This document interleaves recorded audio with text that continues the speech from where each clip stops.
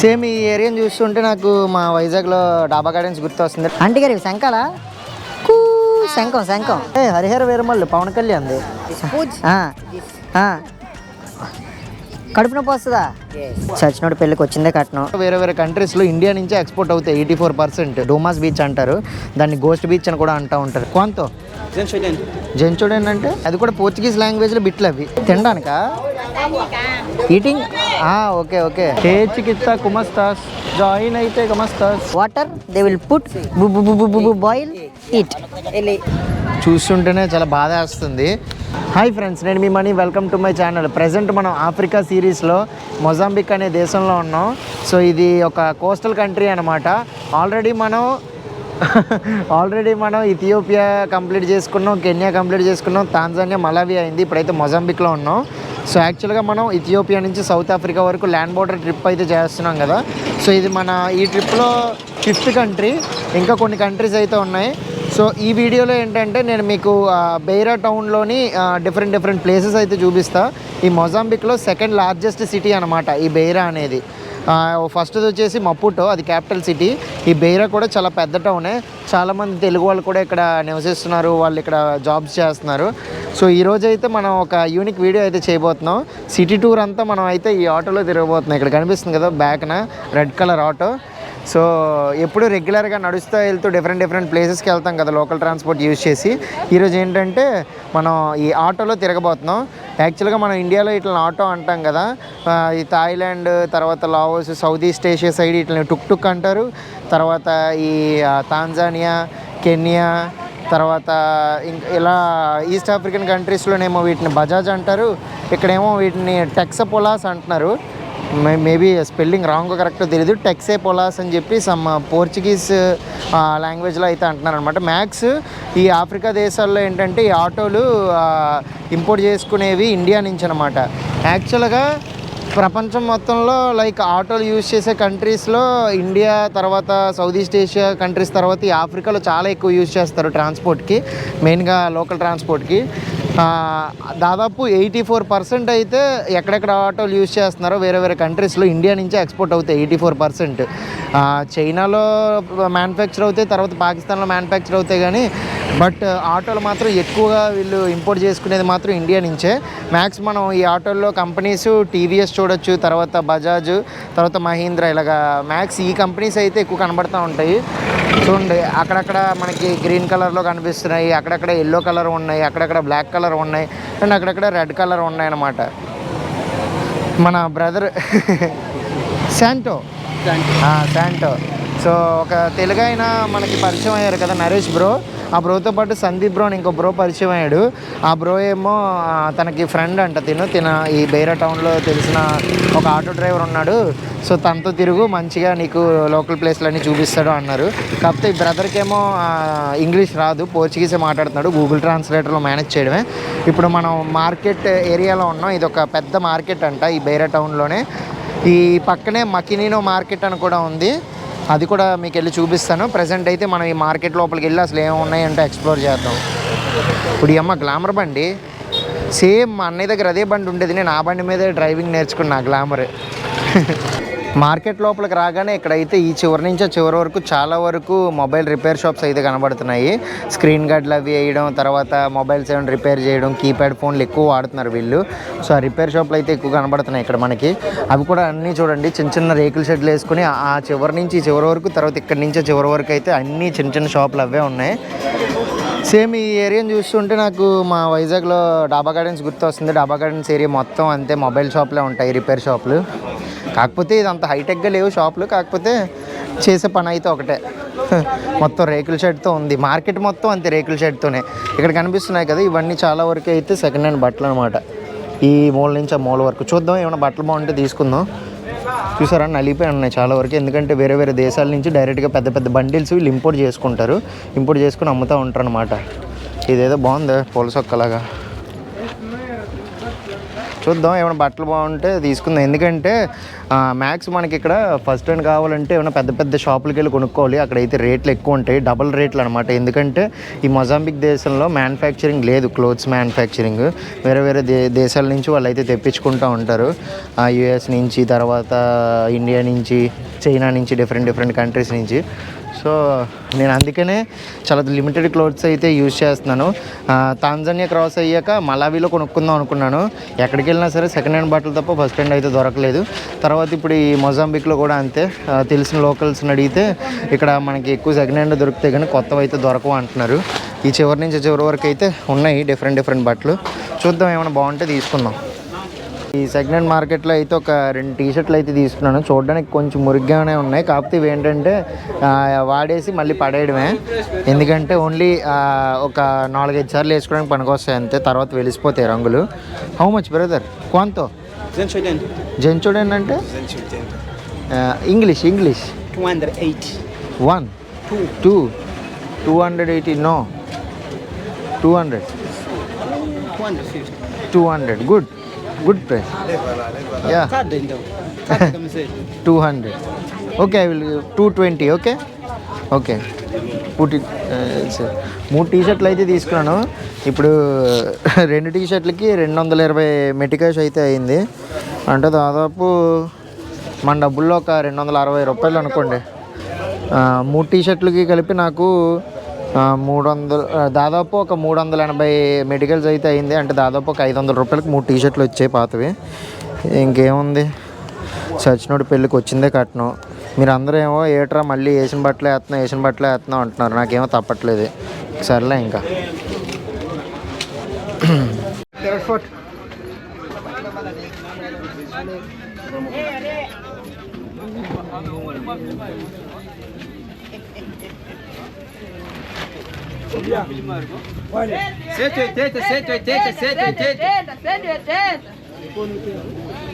Aqui no Cota. Já, no Cota é aqui. Yeah. చాలా ప్లేసుల్లో Portuguese colonial touch అయితే కనిపిస్తుంది. ఒకప్పుడైతే ఈ పోర్చుగీస్ ట్రేడింగ్ పోర్ట్గా ఫేమస్ అంట ఈ బెయిరా సిటీ. చాలా వైబ్రెంట్గా ఉన్నాయి ఇక్కడ మార్కెట్లు. ఇంకోటి ఏంటంటే బెయిరా సెంట్రల్ మార్కెట్ కూడా చాలా వైబ్రెంట్గా బిజీగా ఉంటుందట. అది కొంచెం సేఫ్ కూడా కాదని అంటున్నారు. మెయిన్ టూరిస్టులకు కానీ మన ఇండియన్స్కి కానీ, ఎందుకంటే స్నాచింగ్లు గట్రా ఇలాంటివి జరుగుతూ ఉంటాయంట. కాకపోతే ఈ ఈస్ట్ ఆఫ్రికాలోనే ఇది చాలా పెద్ద పోర్ట్, చాలా ఇంపార్టెంట్ కూడా అంట. అందుకనే మనం ఈ బెయిరాలో అయితే మనం ఎక్కడ చూసినా సరే ఇంపోర్టెడ్ ఐటమ్స్ కొన్ని, లేదంటే మ్యాక్స్ ఈ పోర్ట్ నుంచే వస్తాయి. ఈ దగ్గరలో ఉన్న ఈ బెయిరా పోర్ట్ నుంచే ఇక్కడికి వచ్చే సామాన్లన్నీ. కాకపోతే మనం ఇప్పుడున్న ఈ మార్కెట్ ఏంటంటే ఇదంతా అయితే సెకండ్ హ్యాండ్ మార్కెట్ టైపు. ఇక్కడికైతే కొత్త బట్టలు ఇలాంటివి ఏం పెద్దగా కనిపించట్లేదు నేను ఈ మార్కెట్ మొత్తం తిరిగినా సరే. సో అందుకని చెప్పేసి మన వాళ్ళు అయితే పెద్దగా ఇక్కడికి రారు. ఎందుకంటే మొత్తం ఈ మార్కెట్ నిండా ఉన్న సామాన్లు, సెకండ్ హ్యాండ్ ప్రోడక్ట్స్ ఇవన్నీ ఏంటంటే మ్యాక్స్ లోకల్స్ వచ్చి కొనుక్కుంటారు. అంత ఎక్కువ బేర్ చేయలేని వాళ్ళు. సో 90% మనం ఇక్కడ మ్యాక్స్ లోకల్స్ని చూస్తూ ఉంటాం. ఇప్పుడు ఆ సెకండ్ హ్యాండ్ మార్కెట్ దగ్గర నుంచి మకినీనో అనే మార్కెట్ దగ్గరికి వచ్చాం. ఈ మార్కెట్లో అయితే కొంచెం జాగ్రత్తగా ఉండాలంట, బ్రదర్ కూడా చెప్తున్నాడు. అరే తమ్ముడు ఏదో చేయగొట్టు ఓలా బాగున్నాం. అది here brother, here telephone careful. అది జాగ్రత్తగా ఉండాలి, చాలా కేర్ఫుల్గా ఉండాలంట ఈ మార్కెట్లో. ఎందుకంటే చాలామంది ఇక్కడ దొంగతనాలు అవి చేస్తూ ఉంటారంట. అందుకనే నేను కొంచెం ఆచితూచి అడిగేయాలి. కుమస్తాస్ చికిత్స కుమస్తాస్ జాయిన్ అయితే కుమస్తాస్. అది చేయకొట్టు నువ్వు కూడా అంతే, వెళ్ళిపో. చూడండి ఎదురుగా కనిపిస్తుంది కదా రేకుల షెడ్లతో. ఇక్కడ మార్కెట్లన్నీ ఎలా ఉన్నాయంటే రేకుల షెడ్లతో చిన్నగా విడదీసి కనబడుతున్నాయి షాపులు. ఇందాక వెళ్ళిన మార్కెట్ దగ్గర అయితే మనకి మొత్తం ఫోన్లు రిపేర్ చేసే షాపులు, తర్వాత కూరగాయలు ఇవేం కనబడలేదు, తినేవి ఏం కనబడలేదు. ఓన్లీ సెకండ్ హ్యాండ్ బట్టలు ఇవే కనబడుతున్నాయి. ఇక్కడ ఈ మార్కెట్లో చూడండి స్టార్టింగ్లోనే పెద్ద మ్యాట్రిసెస్ అయితే అమ్ముతున్నారు. No not you know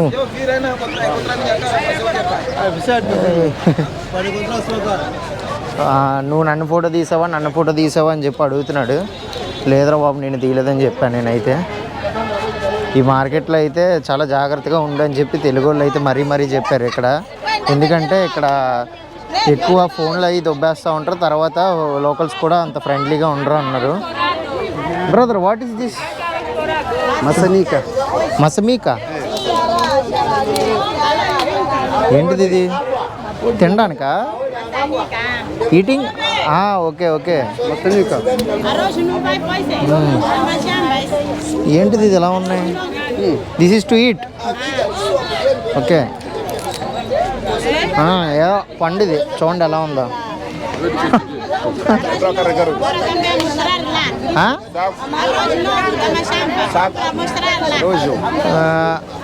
Portuguese రాదు, ఇంగ్లీష్.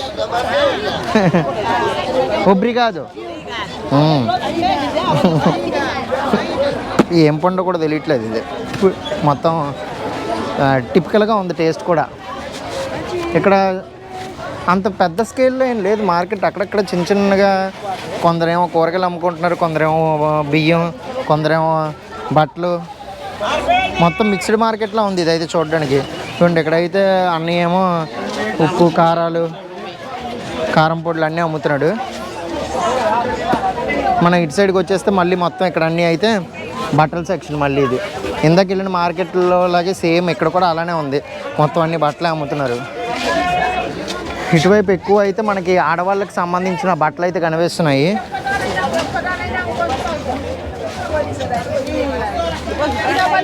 ఈ లోపల మళ్ళీ మనకి కొంచెం వెజిటేబుల్ మార్కెట్ అయితే ఉంది. గుమ్మడికాయస్ వీటిని ఏమంటారు మీ భాషలో? పోర్చుగీస్లో గుమ్మడికాయస్. పంకిన్ పోర్చుగీస్లో ఏమంటారు అని వాటిని? బోబ్రా అంటారంట గుమ్మడికాయల్ని. క్వాంతో బోబ్రా క్వాంతో?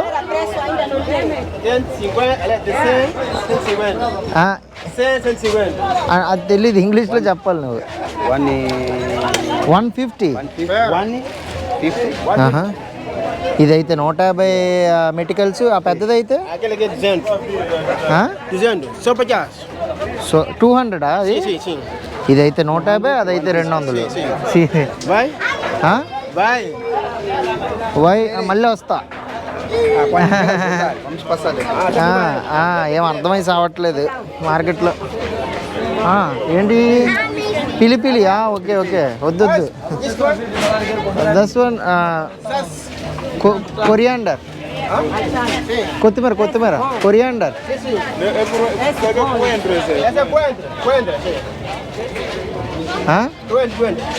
కొంట మళ్ళీ వచ్చి కొంట. ఇప్పుడు వద్దు, మళ్ళీ తిరిగేసి వచ్చి కొంట. ఇప్పుడు ఎందుకు నాకు? మళ్ళీ ఇటువైపు అంతా అయితే బట్టల మార్కెటే. ఏంటి మార్కెట్లు అన్నీ చాలా టిపికల్గా ఉన్నాయి. బట్టలు ఎక్కువ కనబడుతున్నాయి, కూరగాయలు ఏమో అంత ఎక్కువ కనబట్లా.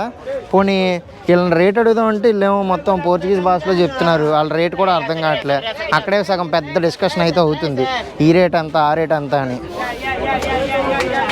సండే మన బ్రో వాళ్ళు ఖాళీగా ఉంటే ఇక్కడ తెలుగు వాళ్ళు, వాళ్ళకి పోర్చుగీస్ కూడా వచ్చు, వాళ్ళని తీసుకుని వచ్చేస్తాను ఈ మార్కెట్కి. వాళ్ళకైతే క్లియర్గా చెప్తారు, మనకైతే ఏం తెలియట్లేదు.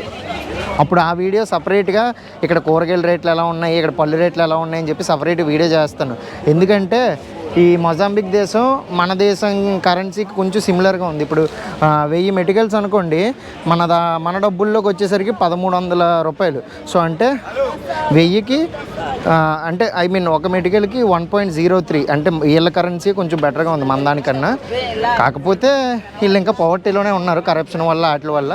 సో అందుకని ఏంటక్క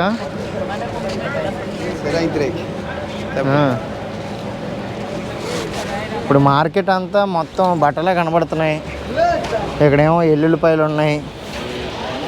ఏమైనా కొత్తగా కనబడితే మీకు చూపిద్దాం అనుకుంటే అన్నీ టిపికల్గా రొటీన్గానే ఉన్నాయి. ఈ మకినీనో మార్కెట్లో తిరుగుతూ ఉంటే ఇక్కడ ఒక సీడీల షాప్ అయితే కనిపించింది. చూడండి అక్కడ కూడా కొన్ని సీడీలు ఉన్నాయి. ఇక్కడ ఏ సినిమా సీడీలు ఉన్నాయో మీకు చూపిస్తాను. ఇదిగోండి ఇక్కడ కూడా ఉన్నాయి. చాలా వరకు జాపనీస్, తర్వాత ఇంగ్లీష్ మూవీస్, కొన్ని ఆఫ్రికన్ మూవీస్ ఉన్నాయి. అక్కడికి వచ్చేసరికి మన ఇండియన్ ఉన్నాయన్నమాట. ఇది టార్జాన్ అంట, ఇది షారుఖ్ ఖాన్ది కోయిలా అంట, కబాలి రజనీకాంత్. ఇప్పుడు అమ్మ కింగ్డమ్ అప్పుడే వచ్చింది ఇక్కడికి, కొండన్నది. ఇదేంటిది? ఇదేమో నానిదేగా, ఇదేమో మార్కో. ఇంకేమున్నాయి? ఇది హిందీదా? బాహుబలి. తెలుసు మీకు అన్నీను. పఠాను, ఇంకా ఇంకోటి మళ్ళీ కింగ్డమ్, అది కూడా మళ్ళీ వేరే లాంగ్వేజ్లో ఉంది. ఏదో జంగ్ అంట, టైగర్, మళ్ళీ కింగ్డమ్. మోడీ అమ్మ కొండానికి ఎంత హరిహర వీరమల్లు పవన్ కళ్యాణ్ది. ఇక్కడ మన ఇండియన్ సినిమాలు అయితే ప్రజెంట్ ఈ షాప్లో అయితే హరిహర వీరమల్లు ఒకటి, తర్వాత నానిది ఈగ, ఇంకోటి బాహుబలి ఒకటి, తర్వాత ఇంకోటి కొండ అన్నది కింగ్డమ్ సినిమాది. ఈ 4 సీడీలు అయితే అమ్ముతున్నారు. ఒక్కొక్కటి ఎంత? క్వాంతో ఒక్కొక్కటి క్వాంతో సొంగవండ అంటే 50, 100, 150?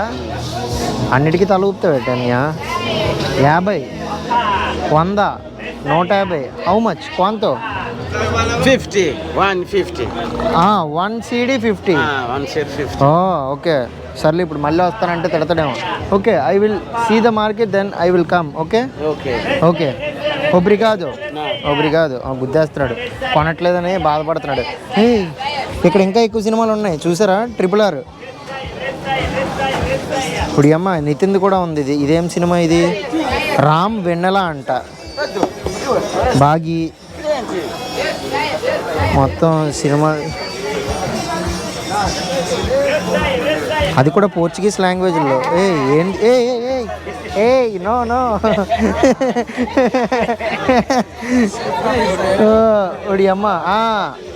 సూర్య, రామ్ చరణ్, బెల్లవన్న, రామ్ చరణ్. ఒడి అమ్మ ఇన్ని ఉన్నాయండి రామ్ చరణ్ సినిమాలు. చూసారా? రామ్ చరణ్ సినిమాలు ఒకే సీడీలో వేశారు. ఈ పోస్టర్లు అయితే గెస్ట్ చేయండి. ఒకటి నాకు తెలిసి రచ్చ అనుకుంటున్నాను. వీళ్ళు మొత్తం పోస్టర్లు అన్నీ మారిస్తారు. ఒక సినిమా పేరు వచ్చి రామ్ వెన్లా అంట, ఇంకోటేమో డబల్ అటాక్ అంట, ఇంకోటేమో బెట్టింగ్ రాజా అంట. రామ్ చరణ్ ఎప్పుడు చేసాడో మరి ఈ సినిమాలన్నీ నేను చాలా టిపికల్గా ఉన్నాయి. ఈ కిందనండి బిట్ల సీడీలు ఏంటన్యా? ఇది RRR పోర్చుగీస్ లాంగ్వేజ్లో అయితే డబ్ చేసిన సినిమా ఇది. ఇక్కడ పోర్చుగీస్ లాంగ్వేజ్లో కూడా మన RRR చూస్తున్నారు. ఇక్కడ ఉన్న సీడీలు అన్నీ అంతే, మ్యాక్సిమం మనకి పోర్చుగీస్ లాంగ్వేజ్లోనే ఈ సీడీలు అన్నీను. RRR అదిగోండి అక్కడ కూడా ఉంది. ఇవన్నీ సీడీ షాప్లే. మళ్ళీ వస్తానులే. యాక్చువల్గా సీడీలు ఎతుకుతూ ఉంటే మన తెలుగు సినిమాలు కనిపించాయి కొన్ని. ఆ కిందకి వెళ్ళేసరికి ఇంకా అన్ని బిట్ల సినిమా క్యాసెట్లు ఉన్నాయి. అది కూడా పోర్చుగీస్ లాంగ్వేజ్లో బిట్లు అవి. బ్రదర్ అయితే పెట్రోల్ కొట్టిద్దాం అన్నాడు. ఇప్పుడే కొట్టించాం 2 లీటర్ల పెట్రోల్. 2.41 అంటే 2 లీటర్లు 2.4 లీటర్స్ అయితే కొట్టించాం. ఒక్కొక్క లీటర్ ప్రైస్ వచ్చేసి 83 మెటికల్స్, అంటే దాదాపు 84 మెటికల్స్ వేసుకోండి. చేంజ్ తెస్తున్నాడా? ఓకే. 1 litre petrol 84 మెటికల్స్. మన ఇండియాలో ఇప్పుడు ప్రజెంట్ మన ఫ్యూయల్ ప్రైస్ ఎంత ఉందో మెన్షన్ చేయండి మీరు.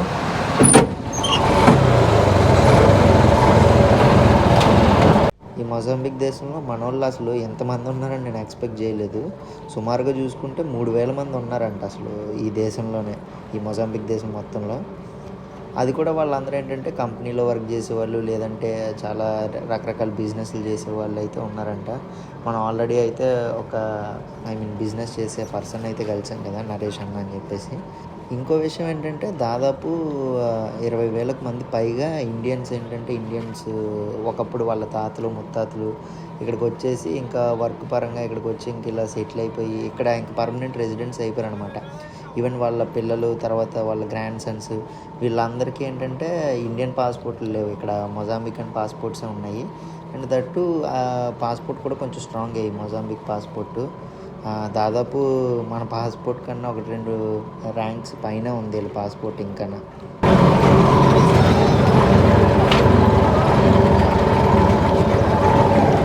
మనం ఇప్పుడైతే ప్రయా నోవా అనే ఒక ప్లేస్లో ఉన్నాము. ఇదేంటంటే ఇది కూడా ఒక మార్కెటే, కాకపోతే కోస్టల్ మార్కెట్ టైపు. ఈ పక్కనే సముద్రం కూడా ఉంది.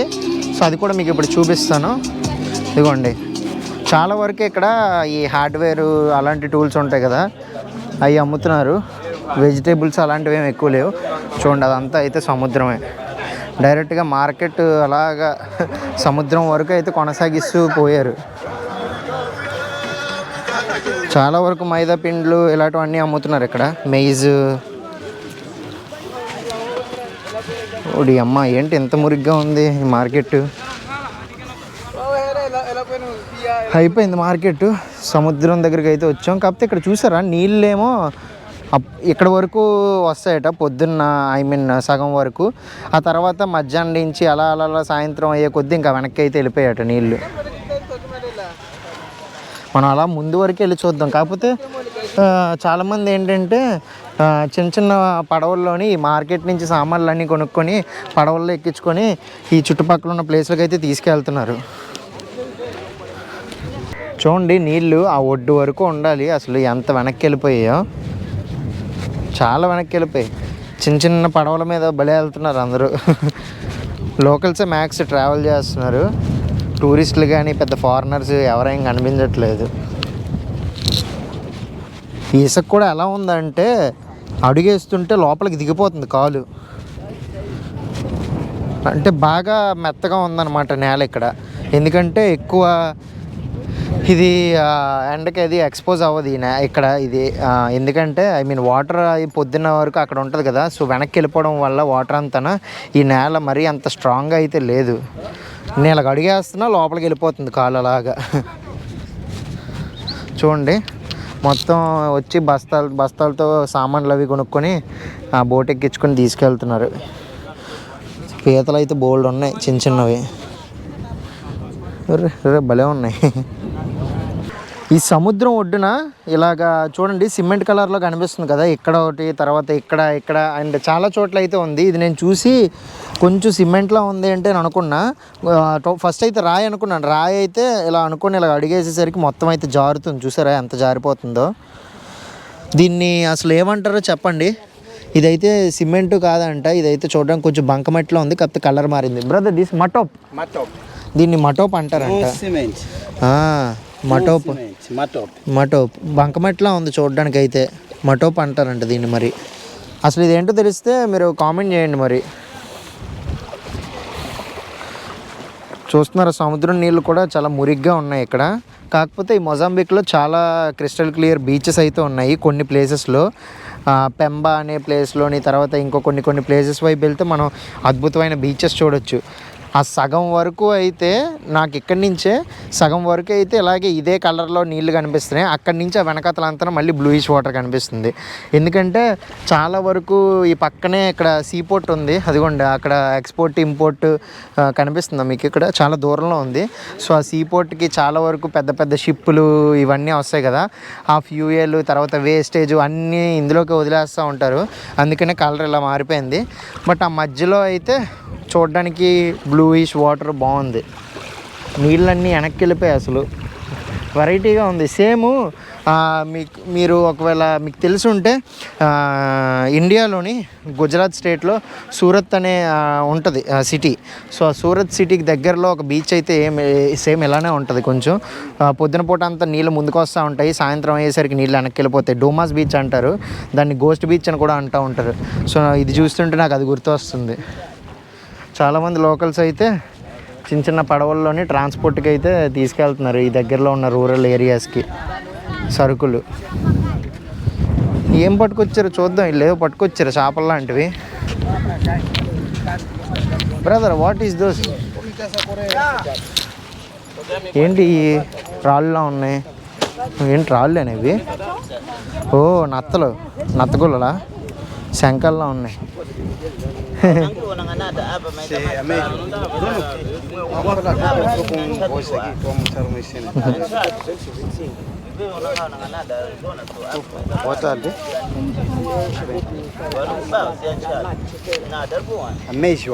Ameijoa to eat. Sim. É mais. Não, pôr no fogo. Pôr no fogo. అంటే Fogo. ఫోగు Cozinhar no fogo. Esse ఇలా ఇప్పేసి ఈ లోపల ఉన్నది ఇలా తింటారు. Hot water they will put boil eat. ele అప్పుడు విడిపోతాయి అప్పుడు లోపల తినేయడమే. దీని పేరు నేమ్ ameijoa. అమేజ్వా అంటారంట. ఏంటో చూసారా, లాంగ్వేజ్ రాకపోయినా సరే మేనేజ్ చేయాలి. నేను చెప్పింది అర్థమైపోతుంది బ్రదర్కి. అంతే, ఏ దేశం వెళ్ళి అలా మేనేజ్ చేసేయడమే. వెళ్తూ ఉంటే ఇక్కడేమో చాలా చేపలు పడేసి ఉన్నాయి. బ్రదర్ ఏదో చెప్తున్నాడు, మనకు అర్థం కావట్లేదు సరిగా. ఇప్పుడు చెప్పు, మళ్ళీ నాకు అర్థం కాలేదు. ఇది This fish. This food. ఇది red colour. This is okay another fish. Okay, This food. This. కడుపు నొప్పి వస్తుందా? Yes. పొట్ట నొప్పి? No food. No food. No food. తినకూడదు. No food. వేటకెళ్ళి Apanhar. మనలో పడితే మళ్ళీ పడేస్తారు మీరు. Yeah. ఈ పనికిరావు. Sim. No use. No use. జుష్ తోసేయడమే అంతే, ఇసిరేయడమే. ఇది కూడా విష్ ఇసిరేయడమే. No eat. No eat. పేరేంటి దీనిది? నేమ్ దాని పేరేంటి తెలీదా నీకు? ఇంకో ఈ చేపలు తినకూడదంట. నేను తినేనా? నో తింటే పొట్ట నొప్పి వచ్చింది. Yes. ఇలాగా బిష్ సరిపోయింది. అన్నయ్యకి కొంచెం ఇంగ్లీష్ వచ్చినా బాగుండు, చాలా మంచి విషయాలు చెప్తున్నాడు, కానీ కష్టమైపోతుంది. ఏంటో ఏదో సైకిల్తో ఏదో మాట్లాడుకుంటున్నాం ఇద్దరం. మరి ఏం చేస్తాం, కాలు ఎడుతుంటే భూమిలోకి వెళ్ళిపోతుంది సగం మెత్తని ఇసుక వల్ల.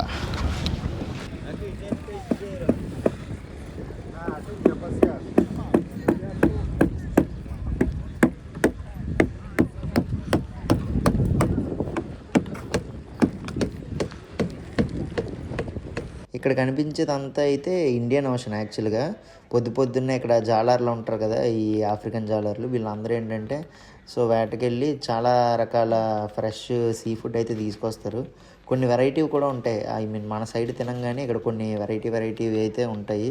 చాలా రకాల డిఫరెంట్ చేపలు కానీ, రొయ్యలు, పీతలు, ఇలాంటి వెరైటీ అందులో మనం తినేలా కాకుండా వేరే సైజులు ఉంటాయి, వెరైటీగా ఉంటాయి.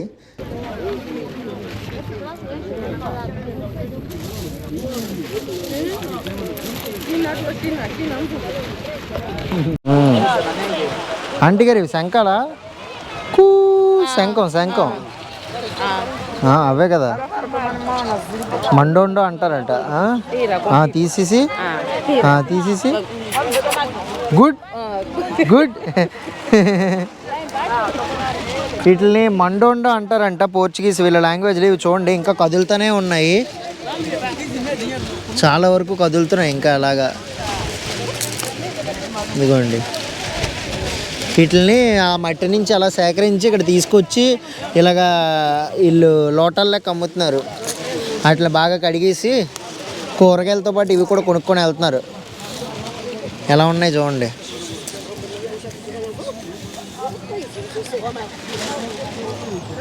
యాక్చువల్గా వీటిని మడ్ క్రీపర్స్ అంటారు ఇంగ్లీష్లో.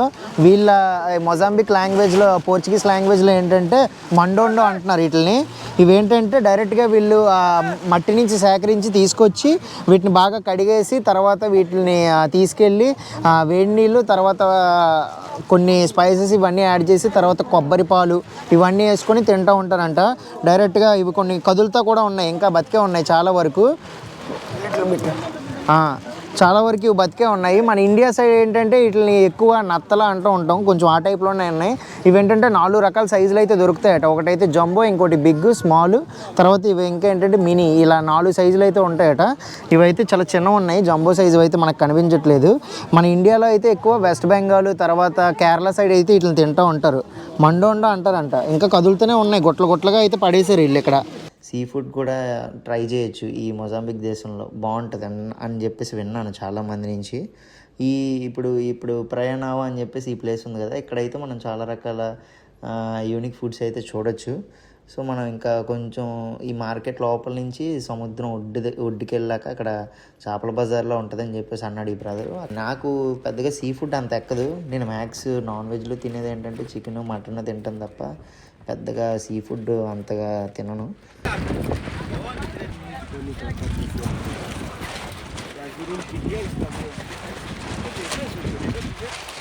Não posso deixar de ter. Não é possível.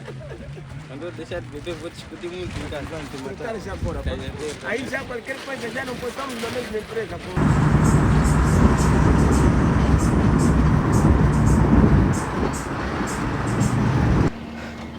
ఇప్పుడు మనం అయితే గ్రాండ్ హోటల్ బెయిరా దగ్గర అయితే ఉన్నాం. ఈ బెయిరా టౌన్లోనే ఇది గ్రాండ్ హోటల్. ఏంటి గ్రాండ్ హోటల్ అంటున్నాడు, చూడడానికి పాడుబడ్డ బంగ్లాలో ఉందని చూస్తున్నారా? యాక్చువల్గా దీని పేరు వచ్చేసి గ్రాండ్ హోటలే. ఈ బెయిరా టౌన్లో ఒకప్పుడు ఈ ఆఫ్రికా ఖండంలోనే ఇది ఒక మోస్ట్ లగ్జరీ హోటల్లా ఉండేదట. సో ఈ ఖండం మొత్తంలోనే లగ్జరీ హోటల్లా ఉండాలని చెప్పి దీన్ని అయితే కన్స్ట్రక్షన్ చేశారు. 1955లో అయితే ఓపెన్ చేశారు ఈ హోటల్ని. చూస్తున్నారా, ఈ చివరి నుంచి ఆ చివరి వరకు అయితే ఉంది. ఇప్పుడైతే ఇలా పాడుపడిపోయింది కదా. దీన్ని ఏకంగా 1955లో ఓపెన్ చేసినప్పుడు 116 రూమ్లు అయితే ఉండేవి. తర్వాత ఒలింపిక్ గ్రౌండ్ ఉంటుంది కదా, అంత పెద్ద సైజులో స్విమ్మింగ్ పూల్ కూడా ఉండేది అంట లోపల. ఆ తర్వాత 1963లో అయితే దీన్ని క్లోజ్ చేసేసారు. ఎందుకంటే టూరిస్టులు అలా తగ్గి ఇంకా పెద్దగా గిరాకీ లేక అయితే క్లోజ్ చేసేసారనమాట. ఎక్కువ కాలం అయితే రన్నింగ్లో లేదు ఈ హోటల్.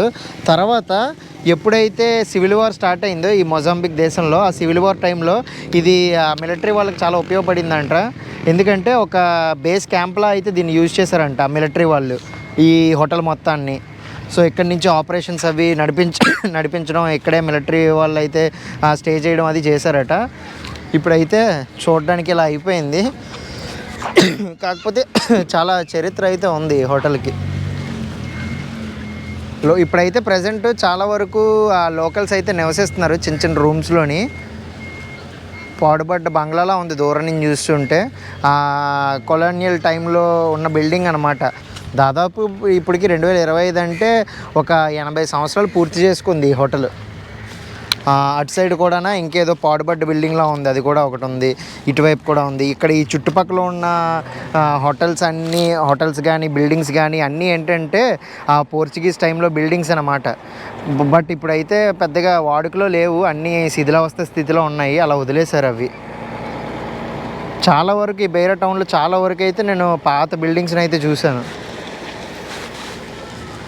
ఈవెన్ మనం లోపలికి కూడా వెళ్ళొచ్చు, కాకపోతే లోకల్స్ నివసిస్తున్నారు కదా, మళ్ళీ వెళ్ళాలని ఇబ్బంది పెట్టినట్టు ఉంటుంది. అందుకని నేను బయట నుంచి చూపిస్తున్నా. కాకపోతే గోడలు ఇవన్నీ అయితే పెచ్చులు ఊడిపోయి ఎప్పుడు పడిపోద్దా అన్నట్టుంది దూరం నుంచి చూస్తూ ఉంటే. బ్రదర్ అన్నాడు, బయట నుంచి ఏం చూస్తావు, కొంచెం లోపలికి కూడా వెళ్ళి చూద్దాము ఎలా ఉంటుందో ఏంటో, నీకు చూసినట్టు ఉంటుంది అని అన్నాడు. అందుకని లోపలికి నడుచుకుంటూ వెళ్తున్నాం. చూడొచ్చు, భలే ఉంది బయట నుంచి చూస్తూ ఉంటే. ఒక హాంటెడ్ ప్లేస్లో ఉంది. నైట్ టైం వస్తే కనుక ఎవరు లేనప్పుడు వచ్చపడుతుంది అసలు. చూడండి, చాలా వరకు ఏవి ఎప్పుడు ఊడిపోతాయో తెలీదు, జస్ట్ అలా తిక్కుని ఉన్నాయి. చాలా రిస్కీ ఈ ప్లేస్లో స్టే చేయడం. వీళ్ళు ఎలా ఉంటున్నారో తెలియదు, కానీ మేబీ వీళ్ళకి ఉండడానికి ఇల్లు అది లేక ఇక్కడ ఉంటున్నారు అనుకుంటా. చాలా రిస్కీ.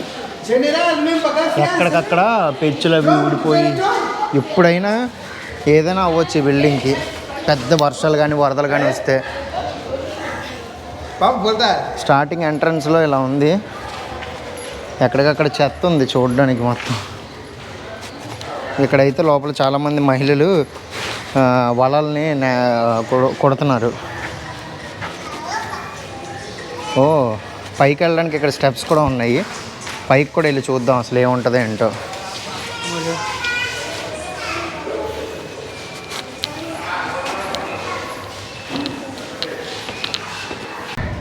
ఇప్పుడైతే మనం అలా సెకండ్ ఫ్లోర్ వరకు అయితే వచ్చాం.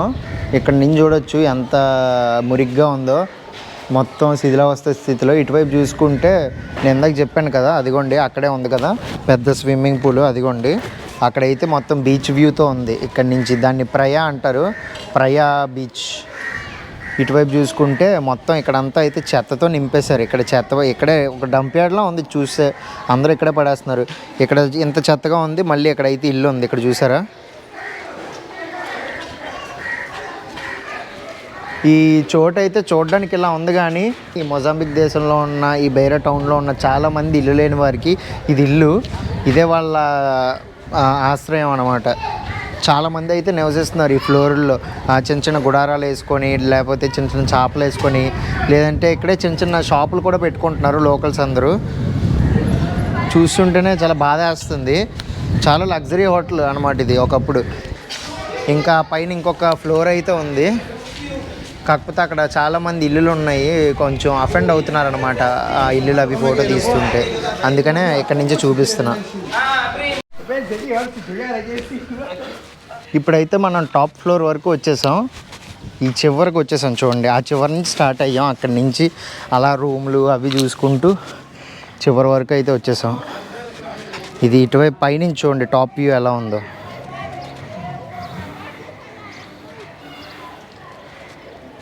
అక్కడి నుంచి మొదలైంది ఆ సర్కిల్ దగ్గర నుంచి ఇంత పెద్ద హోటల్.